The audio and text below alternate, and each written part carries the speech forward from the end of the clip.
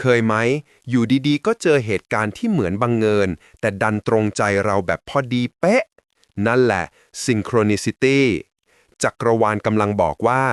คุณกำลังเดินถูกทางแล้วเมื่อสิ่งที่คุณคิดสิ่งที่คุณรู้สึกและสิ่งที่เกิดขึ้นจริงสอดประสานกันแบบไร้ความบังเอิญมันคือสัญญาณว่าเส้นทางนี้ใช่สำหรับคุณไม่ว่ามันจะเป็นตัวเลขซ้ำๆคนคนเดิมที่กลับมาหรือเหตุการณ์ที่เหมือนนัดกันไว้เมื่อทุกอย่างเชื่อมกันอย่างลึกซึ้งเชื่อเถอะคุณกำลังอยู่บนจังหวะของโชคชะตาฟังเสียงหัวใจเดินต่อไปและปล่อยจักรวาลนำทางคุณ